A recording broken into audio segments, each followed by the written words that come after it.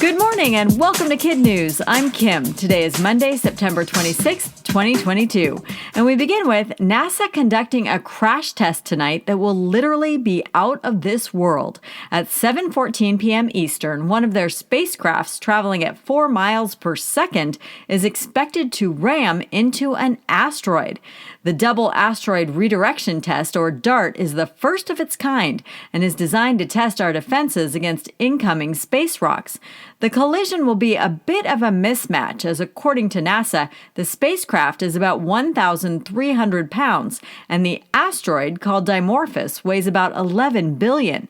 As one planetary scientist put it, it will be like running a golf cart into a Great Pyramid. But the point is not to blow up the rock, but rather slightly alter its orbit, which NASA says is the best way to keep a rogue asteroid from hitting Earth. Don't worry, Dimorphos is not a threat to Earth, and NASA says it knows of no asteroid that would be in the next century. People with telescopes could see a slight flash upon impact, but a better view can be found at nasa.gov. Determining whether the DART test is successful could take weeks. Residents of Florida are hoping for the best, but preparing for the worst as Hurricane Ian marches toward the U.S. mainland, picking up steam and strength along the way. If and when it arrives, likely later this week along the west coast of the state, forecasters say it could be a major storm, possibly a Category 4, with winds of 130 miles an hour. Federal Emergency Management Agency, or FEMA, officials are telling people to prepare now with sandbags, food, water, and phone chargers, and know their evacuation routes as there's still a lot of uncertainty as to the storm's path and strength. To be on the safe side, President Biden has canceled a trip to Orlando, and NASA delayed Tuesday's third launch attempt for the Artemis 1 moon rocket. If Ian is still a hurricane when it reaches Florida, it would be the first to hit the mainland U.S. this year and the first to strike Florida since Hurricane Irma in 2017. In other KidNuz notes, the wait is over for baseball superstar Albert Pujols, who just became the fourth player in Major League history to hit 700 home runs. The St. Louis Cardinals slugger hit the two clinchers in his first three at-bats against the LA Dodgers Friday night to seal his membership in the ultra-exclusive 700 Club alongside Barry Bonds, Hank Aaron, and Babe Ruth. And he did it just in time. The 42-year-old says he plans to retire after this season and has less than a dozen games left in his 22-year career. Already in retirement, Grand Slam tennis phenom Roger Federer, who said farewell Friday night after an emotional doubles match in which he partnered with longtime friend and rival Rafael Nadal. Both shed a few tears at the post-match ceremony as Federer told the crowd, "It's been a perfect journey. I would do it all over again." By the Washington Post count, the now 41-year-old played more than 1,500 matches on the tour. Federer earned 20 Grand Slam singles titles, trailing only Nadal by 2 and Novak Djokovic by 1. Last night marked the beginning of the Jewish High Holy Days, which start with Rosh Hashanah, also known as the Jewish New Year.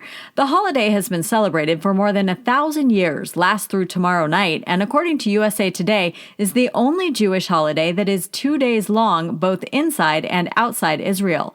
Many schools are closed in observance, and many families celebrate by going to synagogue, lighting candles, and eating special foods like apples dipped in honey to symbolize the hope of a sweet year to come.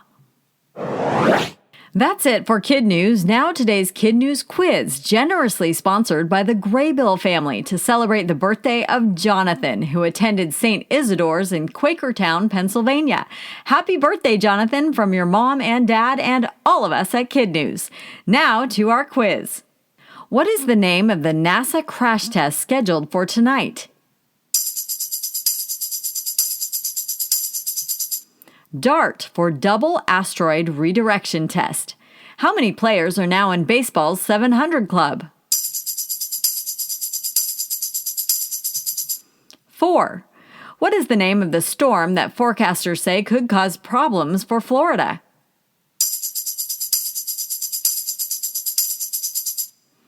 Ian. What holiday began last night and lasts until tomorrow night?